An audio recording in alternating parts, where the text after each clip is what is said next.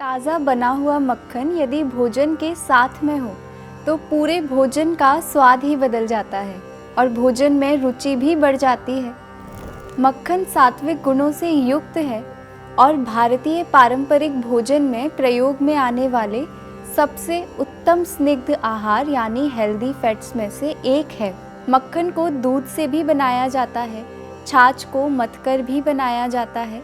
और किस प्रकार के दूध से यानी गाय के दूध से ये बनाया गया है या भैंस के दूध से इसे बनाया गया है तो इसके गुणों में परिवर्तन आ जाता है। ताज़ा मक्खन के गुण क्या हैं और पुराने मक्खन से क्या हानिकारक प्रभाव हो सकते हैं, मक्खन से संबंधित इन सभी बातों के बारे में आज हम जानेंगे।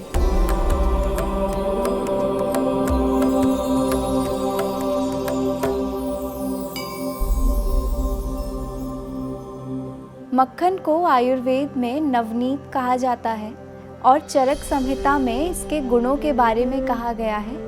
संग्राही दीपनम हृद्यम नवनीतम नवोद्धृतम ग्रहण्य अर्शो विकारघ्नम अर्दित अरुचि नाशनम। यानी ताज़ा बना हुआ मक्खन संग्राही होता है, मल को बांधता है, दीपन है, पाचन शक्ति को अच्छा करता है, भूख को बढ़ाता है, हृदय के लिए भी ये अच्छा है। सामान्य रूप से हम समझते हैं कि किसी भी स्निग्ध आहार यानी चिकनाई बढ़ाने वाले आहार का सेवन हृदय को नुकसान देता है, लेकिन मक्खन ऐसा स्निग्ध आहार है जिसका भोजन में होना ज़रूरी है। ये हृदय के लिए हितकर भी है और हृदय की मांसपेशियों को ताकत देता है। ग्रहणी रोग में जिन्हें कभी बंधा हुआ और कभी पतला मल आता है, IBS है, भोजन के बाद पेट में दर्द रहता है और मल की प्रवृत्ति होती है, उनके लिए इसका सेवन अच्छा है। अर्श यानी पाइल्स में, अर्दित यानी किसी को फेशियल पैरालिसिस अगर है, अरुचि रहती है, भूख कम लगती है, तो इन सभी अवस्थाओं में ताज़ा बने हुए मक्खन का सेवन बहुत फ़ायदेमंद है। गाय के दूध से या दही से जो मक्खन बनता है उसके लिए भाव प्रकाश निघंटु में कहा गया है नवनीतम हितम गव्यम वृष्यम वर्ण बला अग्निकृता। यानी ये स्वाभाविक रूप से ही सभी लोगों के लिए हितकर है। वृष्य है, शुक्र धातु को बढ़ाता है, त्वचा के वर्ण को अच्छा करता है। जिन्हें पिगमेंटेशन है, त्वचा पर झाइयाँ है, वो लोग मक्खन का प्रयोग अर्जुन छाल के पाउडर में मिलाकर या त्रिफला में मिलाकर फेस पैक की तरह इसका उपयोग कर सकते हैं। साथ ही ये अग्निकृत है यानी पाचन को अच्छा करता है। तत्थितम बालके वृद्धे विशेषाद अमृतम शिशोह।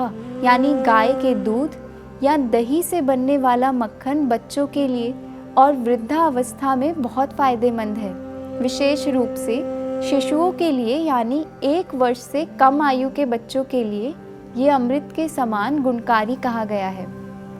वहीं जो मक्खन भैंस के दूध या दही से बनता है उसके लिए कहा गया है नवनीतम माहिष्यास्तु वात श्लेष्म करम गुरु दाह पित्त श्रम हरम मेदह शुक्र विवर्धनम। यानी ये वात और कफ को बढ़ाता है, पचने में थोड़ा भारी होता है, दाह को यानी जलन को, पित्त दोष को और अधिक परिश्रम से हुई थकान को कम करता है।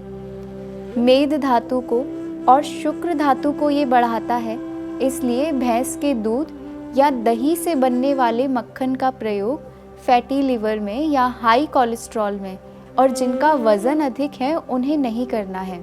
दूध से जो मक्खन निकलता है उसके लिए कहा गया है दुग्धोत्थम नवनीतम तो चक्षुष्यम रक्त पित्तानुता वृष्यम बल्यमति स्निग्धम मधुरम ग्राही शीतलम। यानी ये नेत्रों के लिए हितकर है, रक्त पित्त नाशक है। यानी जिन्हें कहीं से भी रक्तस्राव ज़्यादा है या नाक से खून निकलता है उनके लिए ये बहुत अच्छा है। ये बलकारक है, शरीर में ताकत बढ़ाता है। इसमें छाछ से निकलने वाले मक्खन की अपेक्षा चिकनाई थोड़ी ज़्यादा होती है। स्वाद में ये मधुर होता है, मल को बांधता है, तो IBS के रोगियों में इसका प्रयोग अच्छा है और तासीर में शीतल होता है।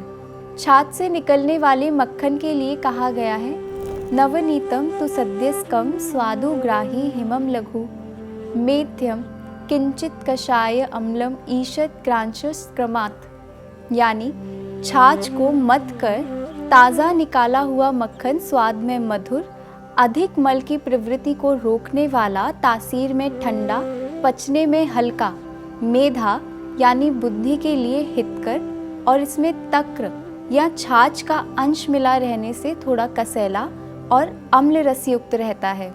आयुर्वेद में षडरस आहार लेने को कहा गया है, यानी ऐसा आहार जिसमें मधुर, अम्ल, लवण, कटु, तिक्त और कषाय इन सभी रस का समावेश हो। छाछ से मिलने वाला मक्खन मधुर, कषाय और अम्ल रस युक्त है, इसलिए ये स्वास्थ्य की दृष्टि से अधिक हितकर है। हमेशा ताज़ा मक्खन का ही प्रयोग करना चाहिए। यदि पुराना हो या बहुत देर तक रखा रह जाए तो इसमें क्षारता, तीखापन और खट्टापन आ जाता है। ये वमन यानी नोजिया और वॉमिटिंग का कारण बन सकता है।